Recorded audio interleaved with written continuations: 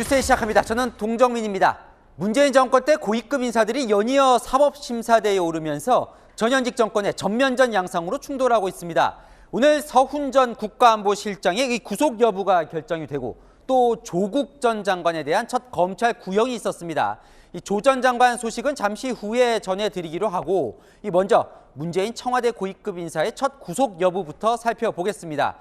어제 문 전 대통령이 직접 부디 도를 넘지 말라고 경고한 바로 그 건이죠. 서해 공무원 피격 사건과 관련한 서 전 실장의 구속영장 심사가 있었습니다. 현장 연결합니다. 구자준 기자, 전직 대통령까지 언급하면서 결과에 관심이 더 높아졌는데요. 아직 결과는 안 나온 겁니까? 오전 10시에 시작한 서훈 전 청와대 국가안보실장에 대한 구속 전 피의자 신문은 9시간이 지난 지금까지도 끝나지 않았는데요. 서 전 실장은 신문을 마치면 서울구치소로 이동해 심사 결과를 기다리게 됩니다. 오늘 법정에선 구속 수사 필요성을 놓고 검찰과 서 전 실장 측 공방이 치열했습니다. 첩보 처리 과정에 대통령의 지시가 있었나요? 검찰 수사에 할 말 있으신가요? 서 전 실장은 직권남용과 허위공문서 작성 등의 혐의를 받고 있는데요. 검찰은 지난 2020년 9월 23일 새벽 관계장관 회의에서 서 전 실장이 해수부 공무원 피격 사실을 은폐하려고 관계부처에 첩보 삭제를 지시했다고 의심하고 있습니다. 검찰은 이날 밤 10시 50분쯤 피살 사실이 언론에 보도되자 안보실 주도로 보도자료 등에서 자진월북 결론을 담았다고 구속영장에 적시한 걸로 전해집니다. 반면 서 전 실장 측은 피살 사실을 바로 안 밝힌 건 첩보 분석을 위해서였다고 반박한 걸로 알려졌는데요. 어제 문재인 전 대통령은 자신이 당시 국방부, 해경, 국정원 등의 보고를 직접 듣고 최종 승인한 것이라며 서 전 실장을 감쌌습니다. 부디 도를 넘지 말기를 바란다는 입장도 밝혔는데요. 하지만 이원석 검찰총장은 증거와 법리에 따라 사건을 수사 처리하겠다고 밝혔습니다. 전직 대통령께서는 재임 기간 중 국가와 국민을 대표하시는 분이었기 때문에 수사팀도 충분히 절제하고 있다. 서 전 실장 구속 여부는 일러도 오늘 밤 늦게나 결정될 전망입니다. 지금까지 서울중앙지법에서 전해드렸습니다. 도를 넘지 말라는 문재인 전 대통령의 발언을 두고 국민의힘은 맹공을 퍼부었습니다. 그동안 문 전 대통령에 대한 직접 비판은 자제해 왔는데요. 오늘은 겁이 나나 보다, 스스로 자백한 거다, 수사 사안에 도를 넘지 말라며 작심 발언을 쏟아냈습니다. 홍지은 기자입니다. 대통령은 이른바 특수정보까지 직접 살펴본 후 그 판단을 수용했습니다. 부디 도를 넘지 않기를 바랍니다. 문재인 전 대통령의 서해 공무원 피격 사건 입장문을 두고 국민의힘이 맹공을 퍼부었습니다. 자신과 관련됐던 일은 모두 성역으로 남겨달라는 그런 이야기 같습니다. 대통령이 보고받고 관여했다는 사실을 스스로 자백한 셈이 됐습니다. 관여한 것을 인정하면서도 법적 책임은 피해가고 있다는 지적도 했습니다. 입장문도 졸렬하기 거지없습니다. 내가 결정하고 판단했고 문제가 있다면 책임지겠다라는 말은 없고 판단을 수용했다는 말로 책임을 회피하고 있습니다. 문 전 대통령의 도를 넘지 말라는 경고도 반박했습니다. 권성동 국민의힘 의원은 전직 대통령이 수사 사안을 왈가왈부하는 것부터 부적절하다며 도를 넘지 마시라고 했고 홍준표 대구시장은 이젠 겁이 나는가 보다라며 지은 죄만큼 거두는 게 인간사라고 비판했습니다. 국민의힘 서해 피격 사건 진상규명 TF위원을 지낸 신원식 의원은 문 전 대통령에 대한 검찰 조사를 주장하기도 했습니다. 채널A 뉴스 홍지은입니다. 반면 민주당, 특히 친문 세력들은 정치 보복의 배후에 윤석열 대통령이 있다며 강력 반발했습니다. 최근 이재명 사법 리스크로 친명계가 뭉쳤었는데 오늘은 이 친문 세력이 다시 똘똘 뭉쳐 윤 대통령을 비판했습니다. 한수아 기자입니다. 문재인 청와대 첫 대통령 비서실장을 지낸 임종석 전 실장은 서해 공무원 피격 사건 등 문재인 정부를 향한 수사에 대한 윤석열 대통령의 입장을 요구했습니다. 이렇게 무지막지하게 정치 보복을 해대면 그냥 맡고 있을 사람이 어디 있습니까? 이 사안에 대해서 대통령의 입장을 분명하게 밝혀야 합니다. SNS에서는 정치 보복의 배후는 명백하게 윤석열 대통령이라고 비판했습니다. 청와대 국정상황실장 출신의 윤건영 민주당 의원은 정치 보복은 훗날 스스로의 목을 겨누는 칼날이 될 것이라고 지적했습니다. 문재인 정부 행정안전부 장관 출신인 전해철 민주당 의원도 비판에 가세했습니다. 당시 정부에서 정책 판단을 한 건데 그 정책 판단에서 사업 잣대를 들이대는 것은 옳지 않다. 당 일각에서는 느슨해진 친문 결속력에 문재인 정부 수사를 계기로 높아지고 있다는 관측이 나옵니다. 친문 적자 김경수 전 경남지사가 성탄절 특별 사면될 경우 친문의 결집은 가속화될 것으로 보입니다. 채널A 뉴스 한수아입니다. 민노총 파업 속보입니다. 극적으로 지하철 협상이 타결됐고 철도도 파업을 철회했습니다. 이제 남은 건 화물연대 파업인데 특히 주유소가 문제입니다. 기름이 품절되는 주유소가 얼마나 늘어날지 이번 주말이 고비인데 군과 농협, 수협이 보유하고 있는 탱크로리까지 총동원됐습니다. 안보겸 기자입니다. 수도권의 한 정유시설. 16,000리터를 실을 수 있는 군용 탱크로리가 들어갑니다. 화물연대 운송 거부로 기름 품절 주유소가 늘자 정부가 긴급 수송에 나선 겁니다. 오늘 기준 전국의 품절 주유소는 60곳, 연료별로 휘발유 41곳, 경유 13곳, 두 가지가 모두 동난 곳은 6곳입니다. 품절 초일기에 들어간 곳도 적지 않습니다. 주말을 못 넘길 것 같은데 기름 없으면 문 닫아야죠. 고민이 아니라 방법의 여지가 없어. 할 게 없는데. 상황이 심각해지자 정부는 군은 물론 농협과 수협이 보유한 탱크로리 56대를 대체 운송수단으로 투입했습니다. 또 지금까지 불법이었던 자가용 탱크로리의 유상운송을 임시로 허가한 상황. 이런 자가용 탱크로리가 전국에 950대 정도로 추산되는 만큼 막힌 기름 동맥을 뚫어줄 것이란 기대입니다. 하지만 관건은 화물연대 미가입 기사들의 참여입니다. 산업부 장관은 오늘 판교 저유소를 찾아 비노조 기사들이 안심하고 운행할 수 있도록 경찰 호위 등 가능한 지원을 아끼지 않겠다고 강조했습니다. 그러면서 업무 개시 명령 카드도 꺼낼 수 있다며 압박 강도를 높였습니다. 필요하면 저희들이 주말 상황을 보고 업무 개시 명령 같은 것도 관계부처 협의해서 저희가 적극적으로 검토해 나가겠습니다. 기름이 동난 주유소가 수도권에 이어 지방으로 확산되는 가운데 품절 사태는 이번 주말이 고비가 될 걸로 보입니다. 채널A 뉴스 안보겸입니다. 업무 개시 명령이 발동된 시멘트 업종은 한숨 돌리는 분위기입니다. 출하량이 평소의 65%까지 회복되면서 업계에서는 신선한 충격이라는 말까지 나왔는데요. 개시 명령이라는 초강수가 통했다고 본 정부는 앞으로도 절대 타협은 없다며 더 강하게 나가는 분위기입니다. 박지혜 기자입니다.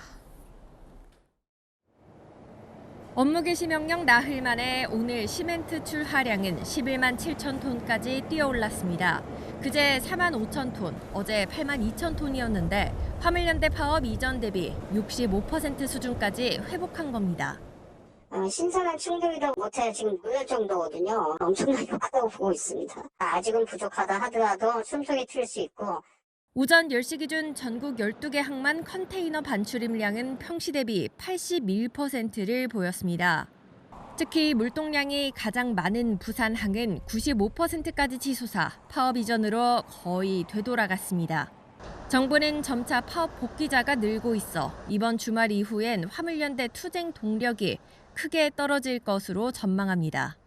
대통령실 관계자는 채널A와 통화에서 윤석열 대통령이 불법에 대해서는 끝까지 타협하지 않고 책임은 묻겠다고 했다며 비조합원이나 조합 내 이탈자에 대해 위해나 위협을 가하는 것은 조직적 폭력이라고 말했습니다. 이런 가운데 공정거래위원회는 오늘 조사관 17명을 서울 공공운수노조 건물과 부산 화물연대 본부에 보내 운송 방해 혐의 현장 조사에 나섰습니다. 노조 반발에 부딪혀 건물 진입에는 실패했지만 조사 개시 공문은 전달됐습니다. 월요일에 다시 현장 조사를 시도할 예정입니다. 가능하다고 판단되는 경우 수사 협조를 요청할 계획을 갖고 있습니다. 정부는 백기 투항 후 업무 복귀 때까지 계속 몰아붙일 것으로 보입니다. 채널A 뉴스 박지입니다. 비노조원 화물차에 날아든 쇠구슬이 과연 고의적인 공격이었는지 관심이 컸는데요. 경찰이 화물연대 노조원 3명을 용의자로 체포했습니다. 사건 현장 근처에서 새총과 비슷한 도구를 사용하는 모습이 CCTV에 포착됐습니다. 서상희 기자입니다. 화물연대 조합원이 경찰에 체포됩니다. 지금 시간대로 체포했다는데 또 체포합니다. 지난달 26일 부산 신항에서 화물 차량에 쇠구슬이 날아든 사건을 수사한 경찰은 화물연대 방송 차량에 대한 압수수색에서 쇠구슬을 발견했습니다. 쇠구슬 한 점 저희들 확인해가지고 모두 압수합니다. 경찰에 체포된 용의자는 화물연대 김해지부 소속 조합원 3명. 경찰은 쇠구슬로 차 유리창이 깨져 운전자가 다친 만큼 특수 상해 혐의를 적용했습니다. 경찰은 CCTV를 통해 이들이 사건 현장 인근에서 새총으로 추정되는 기구를 이용하는 모습도 확인했습니다. 범행 전후 CCTV 이상의 이거 차량 이동 동선하고 3명이 차량 탑승하고 이동하는 그런 거 피해 차량 블랙박스하고 다 해서 그렇게 특정을 한 거죠. 앞서 지난달 29일과 30일엔 부산 신항에서 화물 운송 차량에 위험물을 던진 화물연대 조합원 4명이 현행범으로 체포됐습니다. 울산에서도 시멘트 공장 앞에서 화물차 운행을 방해한 화물연대 조합원 1명이 경찰에 연행됐습니다. 화물연대 파업 9일째인 오늘, 경찰은 불법행위 21건을 적발해 34명을 수사하고 있습니다. 경찰은 화물 차량 정상 운송을 방해하는 등 불법 행위에 대해선 현장 체포를 원칙으로 엄정 대응한다는 방침입니다. 채널A 뉴스 서상입니다. 조국 전 장관, 부인은 구속됐지만 본인 재판은 3년째 결론 없이 이어지고 있었는데요. 오늘 검찰에 구형이 나왔습니다. 징역 5년, 딸 아들 입시 비리 그리고 감찰 무마 혐의죠. 검찰은 이 명백한 사실조차 인정하지 않고 아무런 반성을 하지 않고 있다고 비판했습니다. 이제 법원 1심 선고만 남겨둔 상황, 손인혜 기자 보도 보시고 아는 기자로 이어갑니다. 지지자들의 응원 속에 조국 전 법무부 장관이 법정으로 향합니다. 검찰은 오늘 조 전 장관에게 징역 5년에 벌금 1,200만 원, 추징금 600만 원을 내려달라고 재판부에 요청했습니다. 2019년 12월 31일 조 전 장관을 기소한 지 3년 만에 검찰 구형이 이뤄진 겁니다. 조 전 장관은 자녀 입시 비리와 딸 조민 씨의 부산대 의학전문대학원 장학금 불법 수수, 민정수석 재직 당시 유재수 전 부산시 경제부시장 감찰 무마 혐의로 1심 재판을 받아왔습니다. 검찰은 명백한 사실조차 인정하지 않고 있고 증거를 외면하면서 아무런 반성을 하지 않고 있다고 조 전 장관 등을 비판했습니다. 재판부를 향해선 잘못하면 그 누구라도 처벌받는다는 상식이 지켜지게 해달라고 강조했습니다. 조 전 장관 딸에게 장학금을 준 노한중 전 부산의료원장은 뇌물 혐의로 징역 6개월을 구형했습니다.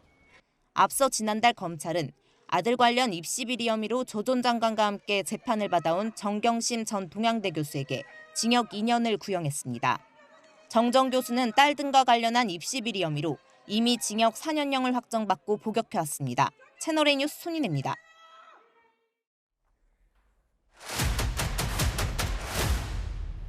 아는 기자, 아자 법조팀 박건영 기자 나왔습니다. 자, 박 기자, 조국 전 장관 이 본인 재판은 오늘 결론이 나온 게 처음인데요. 왜 이렇게 재판이 오래 걸린 거예요? 네, 처음 검찰에 조국 전 장관이 재판에 넘겨지게 된 게 2019년 12월 31일입니다. 네. 자그마치 3년 가까이 걸린 건데요. 그것도 1심 재판만입니다. 처음에 입시 비리로 기소가 됐는데 나중에 유재수 전 부산시 부시장 감찰 무마 혐의로 추가 기소되면서 다툴 혐의가 더 많아지기도 했고요. 특히 이 조 전 장관 재판을 맡은 주심 판사가 2명이나 휴직하면서 재판부가 바뀌는 등 우여곡절을 겪으면서 1심만 3년 가까이 진행된 겁니다. 너무 오래돼서 사실 무슨 혐의인지 기억이 가물가물한데요. 자, 먼저요. 딸 조민 씨 장학금 특혜 의혹이 있는데 이건 뇌물 혐의가 적용이 됐어요? 네, 맞습니다. 이 조 전 장관 딸 조민 씨는 2016년부터요. 부산대 의학전문대학원 재학 시절 3차례에 걸쳐서 장학금 총 600만 원을 받게 됩니다. 검찰은 이 장학금이 노한중 당시 부산의료원장이 고위직 진출 등을 염두해서 조국 전 장관에게 준 뇌물이다 이렇게 판단했습니다. 의전원 1학년 때 성적이 부진해서 조민 씨는 유급을 당하기도 했는데 이 장학금을 받은 거거든요. 그 전에는 이 성적이 나쁜 학생에게 장학금을 준 적도 없었고 또 한 사람이 2번 이상 장학금을 받은 적도 없어서 특혜 의혹이 제기됐습니다. 하지만 조국 전 장관은 내내 혐의를 부인해 왔습니다. 낙제를 해서 저희 아이가 학교를 그만두려고 했기 때문에 격려 차원에서 줬다라고 그분이 말씀하시고 계신 걸 제가 보았습니다.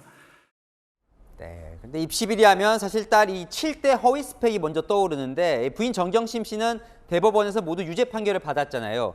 조국 전 장관도 지금 공범으로 걸려 있는 거죠. 네, 일부 스펙에 대해서 조국 전 장관이 공범으로 적시가 돼 있는데요. 보면요. 2009년 서울대 공익인권법센터 인턴 확인서 위조 혐의가 있고요. 또 부산의 한 호텔 인턴 확인서를 허위로 발급받은 혐의는 조국 전 장관이 공범으로 돼 있는 입시 비리 혐의이기도 합니다. 자, 시청자분께서 질문을 주셨는데 만약에 입시 비리가 있었다면 이제 수혜자들은 자녀들이 될 텐데 자녀들은 처벌을 받지 않는지 물어오셨습니다. 네, 입시 스펙이 모두 허위로 결론이 났지만요. 조민 씨는 기소되진 않았습니다. 고려대 입학이 취소돼서 현재는 고졸 신분인데요. 이 부산대 의전원 입학도 취소되고 보건복지부도 의사면허 취소 처분을 내렸습니다. 다만 이 입학 취소 무효 소송이 한참 진행 중이어서요. 의사면허는 아직 유지하고 있습니다. 아들 입시 비리 의혹도 있죠. 그 미국 대학 다닐 때 시험 대리로 뭐 쳐준 그런 거였던 것 같은데요. 네, 이 아들의 입시 비리 혐의는 이 조국 전 장관 부부 모두가 받는 혐의입니다. 보면요, 아들이 미국 조지 워싱턴대에 다닐 때 온라인 시험 대리로 풀어줬다는 의혹이 하나 있는데요. 이 정 교수가 아들 퀴즈 시작하자 이렇게 말을 하니까요, 역사학 과목 객관식 문제를 대신 풀어줬다 이런 의혹이 있고요. 또 다른 시험에서는요, 아들이 저 1시에 시험 봐요 이렇게 말하자 조 전 장관이 아빠는 준비됐다. 난 아래에서 위로, 넌 위에서 아래로. 당신, 그러니까 여기서 당신은 정 교수, 정 교수는 마음대로 이렇게 답한 메신저 대화 내용을 검찰이 재판에서 공개하기도 했습니다. 이 밖에도 이 아들의 고등학교 생활기록부를 허위 기재한 의혹, 또 인턴 증명서 등을 조작해서 로스쿨 지원에 제출한 혐의로도 재판을 받아왔습니다. 아들 입시 비리에 대해선 지난달 18일 검찰이 정경심 교수에게 먼저 징역 2년을 구형하기도 했습니다. 그래요. 이제 지금까지 살펴본 건 입시 비리고 또 있죠, 혐의가요.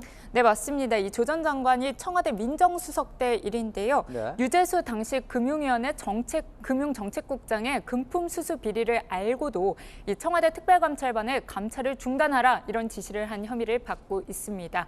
이 감찰이 중단되면서 유 전 국장 징계도 안 받고 이후 오히려 이 부산시 경제부시장으로 영정까지 했습니다. 근데 이 유 전 국장은 금품 수수 비리로 결국 지난 3월에 대법원에서 유죄가 확정됐거든요. 이 감찰 무마로 조 전 장관과 함께 기소됐던 백원우 전 청와대 민정비서관과 박형철 전 반부패 비서관도 검찰이 모두 징역형을 구형한 바 있습니다. 자, 오늘 이제 검찰이 징역 5년 구형을 하면서 이 조국 전 장관에게 일침을 날렸던데요. 네, 맞습니다. 검찰은 오늘 징역 5년을 구형했는데요. 거기서 이유를 이렇게 밝혔습니다. 조 전 장관이 명백한 사실조차 인정하지 않았고요. 또 반성도 하지 않았다 이런 비판을 했습니다. 또 어차피 될 사람은 되고 노력해봤자 뭐가 되겠냐며 절망감을 느꼈다. 이런 부산대 학생의 발언 내용을 소개하기도 했는데요. 정의는 실현돼야 하고 잘못하면 처벌받아야 한다며 중형을 구형한 이유를 밝혔습니다. 자, 검찰이 일침을 내리고 조 전 장관도 최후 진술을 했다던데 조 전 장관은 뭐라고 했습니까? 네, 방금 전 이 조 전 장관이 재판을 마치면서 최후 진술을 이렇게 했습니다. 제 말과 행동이 온전히 일치하지 못했던 점, 또 제 자신과 자식 일에는 느슨한 기준을 적용한 점을 반성했다고 말했는데요. 이게 다가 아니었습니다. 검찰의 의심과 추측과 주장이 실제 사실관계와 다를 수 있음을 다시 한번 생각해달라고 법원에 호소한 겁니다. 뭐 구체적인 내용은 또 하지 않았군요. 자, 부인 정경심 씨요. 수감돼 있다가 한 달 치료받으러 밖에 나왔잖아요. 다시 들어갔습니까? 내일 모레 재수감됩니다. 정경심 씨 측에서는 오늘 형 집행정지 연장을 다시 한번 심의해달라 이렇게 검찰에 요청을 했는데요. 네. 검찰은 재심의 규정이 없다면서 예정대로 재수감 절차를 밟겠다는 입장입니다. 자, 오늘 이제 검찰 구형이 나왔고 당연히 뭐 1심 나오면 항소심 대법원 대법원까지 갈 것 같은데 시청자분도 궁금해하시는 게 언제쯤 판결이 나올까 궁금해하십니다. 워낙 구형까지 오래 걸려서요. 네, 오늘 재판부는 내년 2월 3일 날 1심 선고를 하겠다고 밝혔습니다. 이 실형이 선고되면 조 전 장관의 법정 구속 가능성도 배제할 수 없습니다. 이 정경심 교수 같은 경우에는 징역 4년에 1심 선고가 지난 2020년 12월이었는데요. 대법원 확정 판결까지는 올해 1월에서야 나왔거든요. 사실상 1심에서 유죄가 나든 무죄가 나든 검찰이나 조 전 장관 한쪽은 항소를 할 거라서요. 확정 판결까지 적지 않은 시간이 걸릴 걸로 보입니다. 네, 잘 들었습니다. 아는 기자 박건영 기자였습니다. 야당이 오늘 상임위에서 공영방송법 개정안을 단독 처리했습니다. KBS, MBC, EBS 공영방송 이사진을 재구성하는 내용인데 이 부칙에 MBC 사장의 임기를 보장하는 내용을 포함시키면서 국민의힘이 MBC 사장 임기 보장법이라고 반발하고 나섰습니다. 김유빈 기자입니다. 국회 과학기술정보방송통신위원회 전체회의를 앞두고 국민의힘 의원들이 팻말을 들고 민주당 소속 정청래 과방위원장을 둘러쌉니다. 공영방송 완화법입니다. 민주당이 KBS, MBC 등 공영방송 이사수를 늘리고 사장후보 국민추천제를 도입하는 방송법 개정안 의결을 시도하자 저지에 나선 겁니다. 표결에 앞서 여야가 토론을 했지만 입장차만 재확인했습니다. 그 과정에서 고성과 욕설이 오갔습니다. 국민의힘 개딸만 보고 하는 정청래! 권성동, 지금 뭐하지? 회의실에서 개판으로 하니까 계속 항의가 들어가는 거 아니에요? 개판이라니! 정 위원장이 토론을 종료하자 여당 위원들은 전원 퇴장했고 법안은 야당 단독으로 의결됐습니다. 국민의힘은 야당의 MBC 사장 임기 보장법이라고 비판했습니다. 민주당이 추진 중인 방송법 개정안에 6개월 뒤 법안 시행 전 임명된 사장의 자녀 임기는 보장한다는 신설된 부칙을 문제 삼은 겁니다. 현 사장 임기가 종료되는 내년 2월 새 MBC 사장을 뽑아야 하는데 부칙대로라면 새 MBC 사장의 3년 임기가 보장이 됩니다. 국민의힘 관계자는 현 체제에서는 야당 입맛에 맞는 사장이 선출될 가능성이 높은 만큼 MBC 사장 알박기 부칙이라고 주장했습니다. 대통령실은 민노총의 노영방송 알박기법으로 보고 국회 본회의 통과 시 거부권 행사를 검토하는 것으로 알려졌습니다. 채널A 뉴스 김유빈입니다.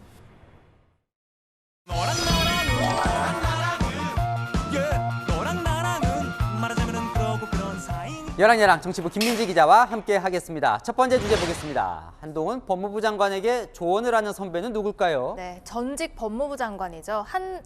박범계 의원입니다. 네. 오늘 한동훈 장관을 향해서 조언을 내놨거든요. 이 얘기를 하기 전에 먼저 오늘 나온 여론조사 결과부터 보여드리겠습니다. 한국갤럽이 발표한 장내 정치 지도자 선호도 조사에서 한 장관은 10%를 기록해서 여권 인사 중에 가장 높은 수치를 보였습니다. 지난 6월 같은 조사에 한 장관이 처음 등장한 이후 선호도가 꾸준히 오른 결과입니다. 보니까 특히나 이 국민의힘 지지층에서 높던데요. 총선 출마부터 당장 대표 이야기까지 말들이 많던데 박범계 장관은 무슨 조언을 한 겁니까? 일단 한동훈 장관이 국회에서 민주당 의원들과 자주 충돌하면서 오히려 선호도는 높아지는 국면인데요. 야권에서는 엇갈린 반응이 나왔습니다. 저는 나오길 바래요. 사실은 우리 쪽 지지층이 결집할 거라고 봐요. 우리가 잘 활용할 수 있죠. 법무부 장관이라는 것은 정치적 중립성이라든지 소위 객관성, 객관 의무라는 것은 있는 거거든요. 출마설들이 분분하는 것은 법무부 장관직에 대한 고도의 객관성, 객관 의무에 대한 오해를 불러일으키게 되고. 자, 그러니까 이 법무부 장관 선배로서 정치적 중립성을 지켜야 한다 이렇게 조언을 한 거군요. 맞습니다. 하지만 박 의원도 장관 시절에 이 중립성 논란에서 자유롭지는 않았는데요. 저는 법무부 장관으로서 일을 하고 있지만 기본적으로는 국회의원이기도 합니다. 당연히 따라야 됩니다. 따를 것입니다. 드디어 박범계 장관이 커밍아웃하기에 이르렀습니다. 당적을 버리든지 대통령이 경질하는 조치를 취해야만. 그 말씀은 원론적인 입장에서 말씀드렸고 원론적이지만은 제가 옳지 않습니다. 정치적 중립성에 대한 우려를 잘 알고 있습니다. 어쨌든 장관으로서 현재 본분에 충실해야 미래에도 도움이 되겠죠. 네, 다음 주제 보겠습니다. 무소속 활용법, 정청래 의원 그리고 민주당에서 제명당한 박완주 무소속 의원이죠. 네, 앞서 리포트에서 보신 것처럼 오늘 국회 과방위에서 이 방송법 개정안이 통과됐잖아요. 여야가 첨예하게 대립을 하면서 어제 안건조정위원회가 열렸거든요. 이 과정에서 정청래 과방위원장이 무소속 박완주 의원을 활용했다는 주장이 제기됐습니다. 국회법에서 정한 90일의 수기 과정을 아예 무시한 채 2시간 50분 만에 완전히 무력화시켰습니다. 정청래 위원장은 민주당 출신의 무소속 박완주 의원을 넣어서 3대3 동수가 아니라 4대2로 완전히 폭거를 자행했던 것입니다. 국회법상 안건조정위원회는 의석수에 따른 독주를 막고 협의를 통해서 해결하자는 취지로 의석수가 가장 많은 민주당 3명과 그 밖의 당 3명 이렇게 동수로 구성이 되는데요. 민주당 출신 무소속 박완주 의원이 그 밖의 당으로 포함돼서 사실상 4대2 구도가 되니까 국민의힘은 정청래 위원장이 이 제도를 악용했다고 주장한 겁니다.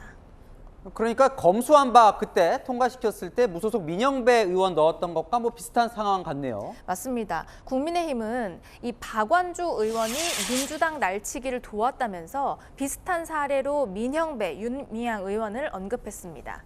민영배 의원은 이른바 검수완박 법안 처리 당시에 위장 탈당 논란을 일으켰고요. 배우자 부동산 투기 관련 의혹으로 탈당한 윤미향 의원은 양곡관리법 통과 때 민주당 의견에 힘을 보탰죠. 박완주 의원은 성비위 의혹으로 지난 5월 민주당에서 제명됐습니다. 민영배 의원은 아직 무소속 의원이지만 민주당 의원들과 촛불 집회도 함께 참석하더라고요. 맞습니다. 법안 처리 과정에 번번이 이 자당 출신 무소속 의원이 활용되는 건 여야 동수로 논의하라는 법의 본래 취지에 어긋난다는 지적이 나옵니다. 네, 지금까지 여랑야랑이었습니다. 지하철 파업 타결로 한시름 놓는가 했더니 이번엔 장애인 단체가 또다시 출근길 지하철 시위를 벌였습니다. 쇠사슬에 수갑까지 등장하며 지하철은 최대 1시간 반이나 지연됐는데요. 현장에서 참다 못한 승객들이 불만을 터뜨렸습니다. 최승영 기자가 보도합니다. 아침 출근 시간 지하철 4호선 삼각지역. 휠체어를 탄 장애인 단체 회원들이 줄줄이 열차에 오르고 열차 안을 천천히 행진하며 출발을 지연시킵니다. 열차에서 내리는가 싶더니 다시 탑승을 시도하고 경찰이 막아서자 몸싸움이 벌어집니다.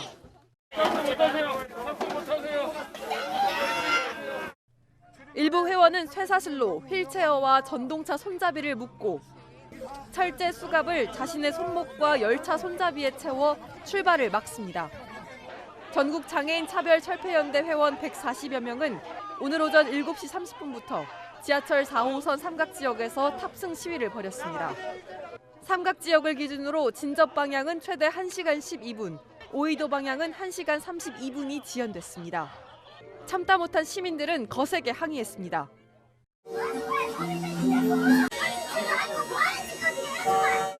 30분 좀 안 되게 그냥 무정차 통과한다던가 좀 이런 것들로 빨리 실행이 돼가지고 지체되는 시간을 좀 줄여줬으면 좋겠어요.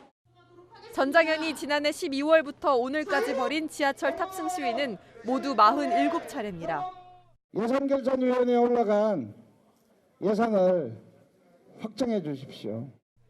경찰은 어제 탑승 시위와 관련해 입건된 전장현 활동가 28명 가운데 11명을 교통방해 등의 혐의로 검찰에 넘겼습니다. 채널A 뉴스 최승현입니다.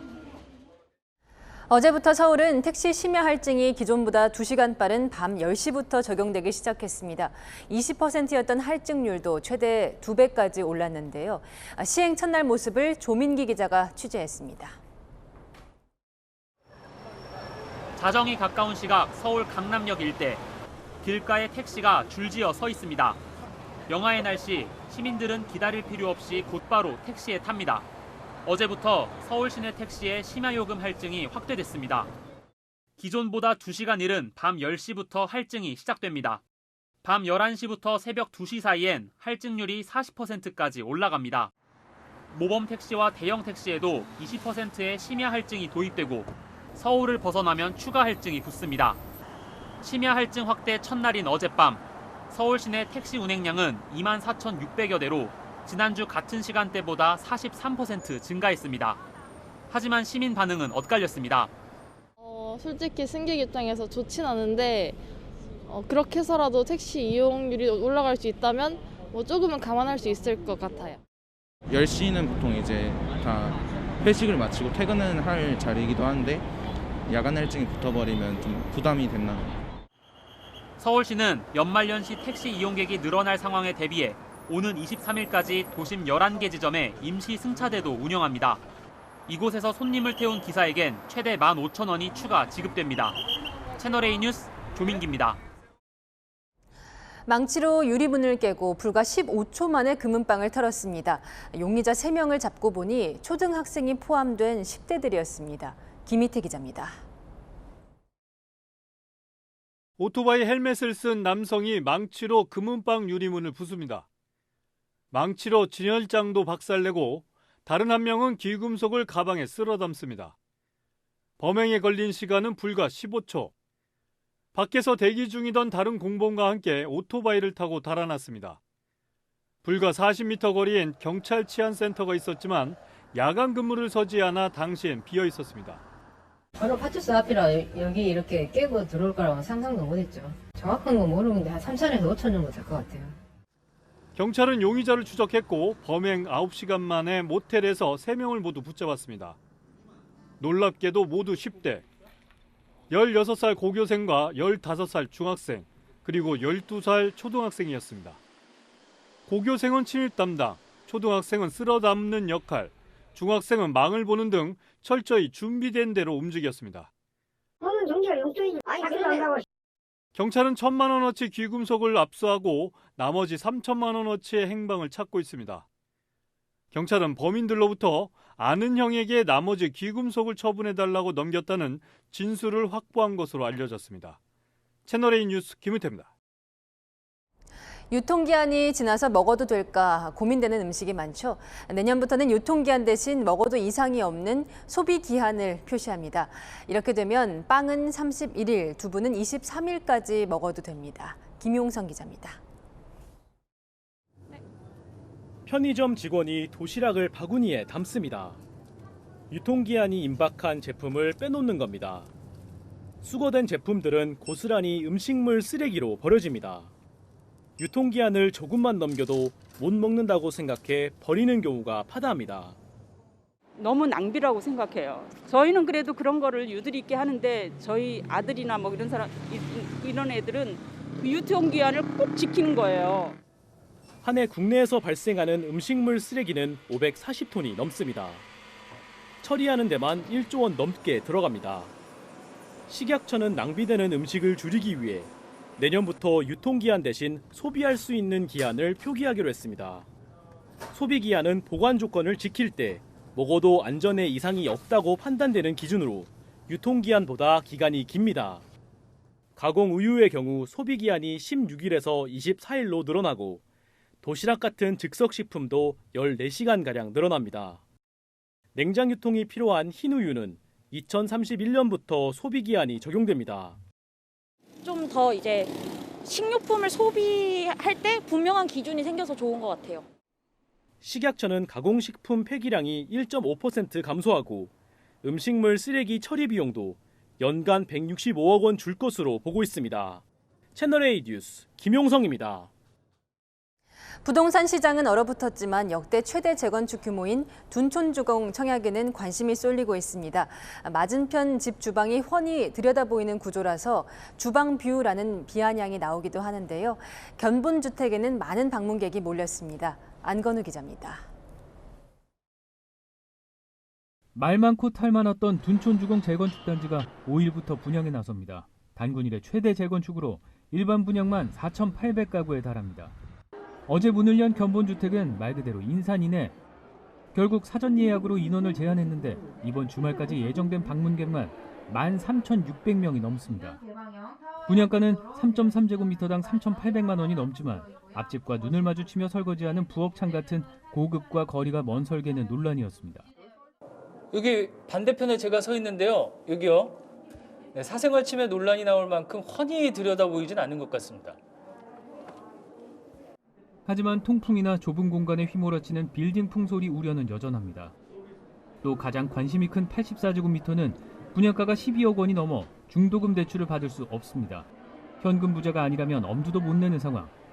방문객들은 일단 청약부터 하고 당첨되면 그때부터 고민하겠다고 말합니다. 좀 계획 같은 거는 세우셨어요? 없습니다. 회사가 되면 어떻게 숨은 자산을 찾아봐야지. 아무래도 그렇게 많이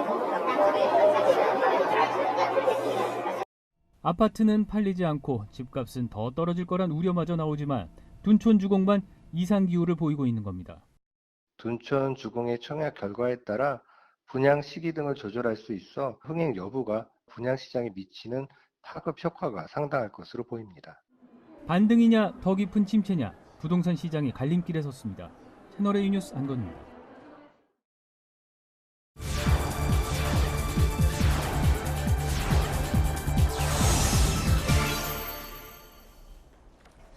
유럽에서는 원래 1년 중 가장 긴 12월 밤이 오히려 가장 빛나죠. 크리스마스를 맞아서 화려한 조명이 번쩍번쩍 하는데요. 올해는 예년과 다르다고 합니다. 이 화려함의 대표주자 프랑스 파리 샹젤리제마저도 그렇다는데요. 왜 그럴까요? 이 세계를 가다 오늘은 파리에서 조은아 특파원이 전해왔습니다.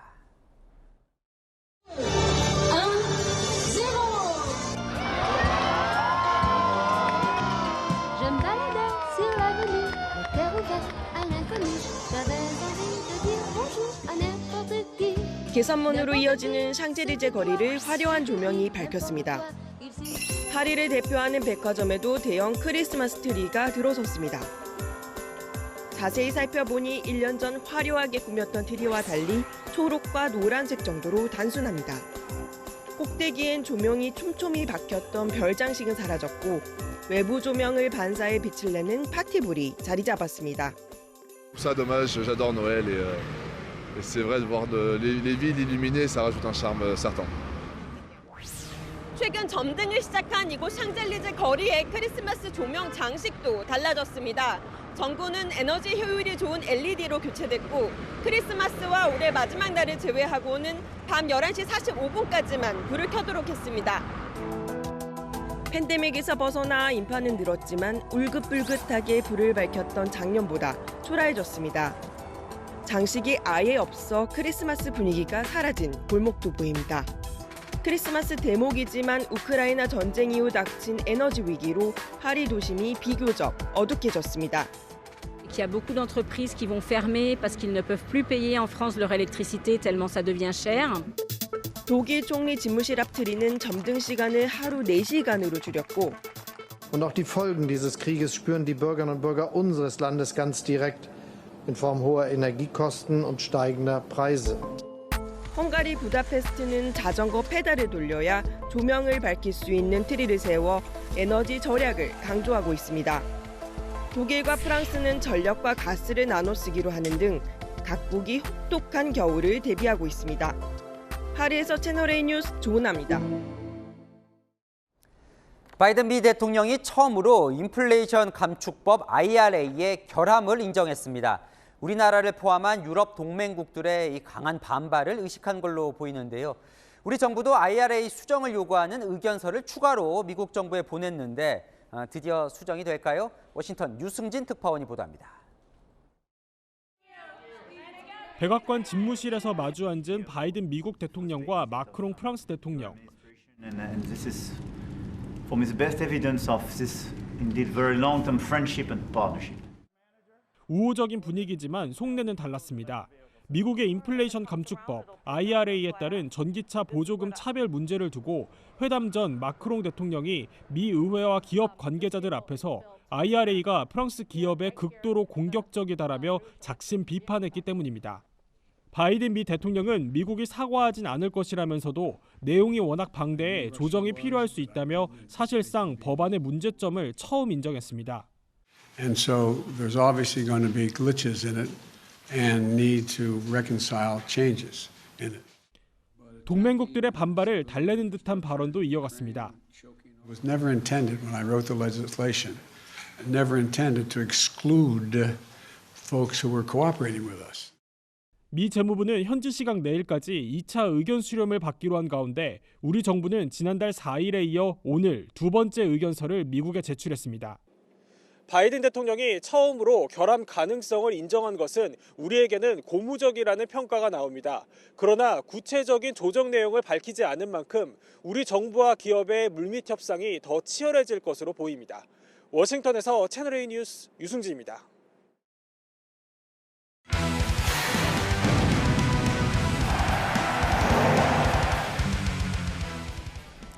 드디어 결전의 날입니다. 잠시 후 자정에 시작하는 포르투갈전에서 이기면 16강 진출 기대할 수 있습니다. 카타르 도하로 가보겠습니다. 자, 김태욱 기자, 지금 있는 곳이 오늘 경기 장소인가요? 네, 아직 4시간 정도 남아서 우리가 16강에 진출하면 서게 될 경기장 스타디움 974 앞에 나와봤습니다. 컨테이너 974개로 만들어진 특별한 경기장인데요. 오늘 우리가 포르투갈을 이기고 우리 선수들 이곳에서 16강전을 펼치는 모습을 꼭 봤으면 좋겠습니다. 포르투갈이 힘든 상대인 건 분명합니다. 포르투갈 출신 벤투 감독도 역대 가장 강한 팀이라고 경기할 정도입니다. 하지만 선수들의 의지도 남다릅니다. 4년 전 독일을 꺾은 기적을 재현하겠다는 기세입니다. 분명 포르투갈전도 우리가 우리의 플레이를 할 수 있다라면 충분히 할 수 있다고 생각하고 있고. 호주, 일본의 16강 진출을 지켜본 팬들의 기대감도 남다릅니다. 이제는 우리 차례입니다. 제가 왕복장을 하고 왔는데 대표팀 승리를 가져오라. 예! 예! 가자! 16강!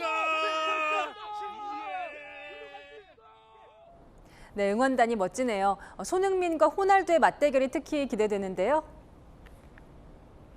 네, 등번호 7번 대표팀의 주장, 플레이 스타일도 비슷한 두 선수. 호날두는 오늘 출전할 가능성이 50% 정도라고 하는데요. 출전한다면 두 선수는 처음으로 A매치 맞대결을 벌이게 됩니다. 손흥민은 예전부터 호날두를 우상으로 꼽았습니다. Obviously, I want to see Cristiano Ronaldo. I want to have a real conversation. How he works. This kind of things. Obviously, about football. 이제는 우상을 뛰어넘어 주인공이 돼야 합니다. 국가대표로 월드컵 최다골 도전에 나서는 두 선수. 누구든 골을 넣으면 새 역사가 됩니다. 지금까지 카타르 도하에서 채널A 뉴스 김태욱입니다. 죽음의 2조에 속한 일본이 독일에 이어 스페인도 꺾으면서 예상을 깨고 조 1위로 16강에 올랐습니다. 내일 새벽 우리도 이웃 일본처럼 환호할 수 있을까요? 권솔 기자입니다. 일본이 스페인의 승리를 거두고 16강 진출을 확정짓자 함성이 터져나옵니다. 가츠마시다, 일본! 스페인이 전반 먼저 골을 넣었지만 일본이 후반 연속 2골로 2대1 역전 드라마를 쓴 겁니다. 특히 두 번째 골이 VAR 판정 끝에 인정되면서 일본 내에선 1mm의 기적이란 평가가 나왔습니다. 러시아 월드컵에 이어 연속 16강 진출, 아시아 국가 첫 기록입니다. 일본 팬들은 선수들 이름이 새겨진 국기를 흔들고 It's just so amazing. Just unbelievable. Great game. 유니폼에도 몇 번이나 입을 맞춥니다. I'm very happy. Japan and Germany, and this time Japan and Spain, and it's a historical victory I saw twice. So for me, it's a really miracle. 반면 스페인은 조 2위로 16강에 오르긴 했지만 자존심을 단단히 구겼습니다. We are sad because the match was not good. 죽음의 조로 불린 2조. 일본이 예상을 뒤집고 조 1위로 16강에 올라가면서 전차군단 독일은 골 득실에서 밀려 탈락했습니다. 유럽의 자존심을 차례로 꺾은 일본. 다음 주 화요일 16강에서 동유럽의 강호 크로아티아와 맞붙게 됩니다. 채널A 뉴스 권솔입니다. 이번 주말엔 눈과 비가 내리고 한파는 잠시 쉬어갑니다. 이 따뜻한 남서풍이 불어와 기온이 오늘보다 7도 안팎으로 높겠습니다. 비나 눈은 오늘 밤사이 중부를 중심으로 오겠고요. 내일 밤사이엔 남부를 중심으로 내릴 전망입니다. 기온이 낮을 때 오는 만큼 살얼음이 만들어지기 쉬우니까요. 안전사고에 더욱더 주의해 주셔야겠습니다. 눈은 경기 북부에 최대 7cm가량 쌓여서 대설특보가 발표될 가능성이 있고요. 강원 지역에도 5cm까지 쌓일 걸로 예상됩니다. 비는 제주에 최대 30mm로 가장 많이 오겠습니다. 동해안 지역으로는 순간풍속 초속 15m의 강풍이 부는 데다 건조하기까지 합니다. 캠핑이나 등산하실 때 작은 불씨도 한 번 더 살펴주셔야 화재 사고를 예방할 수 있겠습니다. 아침 최저 기온 0도 안팎에서 시작하겠고요. 한낮 최고 기온 10도 안팎까지 오르겠습니다. 날씨였습니다. 직원을 위해 존재해야 할 노조가 민노총을 위해 존재하고 있다. 포스코 노조가 최근 민노총 금속노조에서 탈퇴하기로 하면서 밝힌 입장입니다. 조합비를 수억 원 내는데 민노총 지도부는 정작 해주는 거 없이 지도부 이익만 챙긴다고요. 시민들의 불편을 볼모 삼아 정치 파업한다는 여론도 커지는데 내부마저 등을 돌리고 있는 거죠.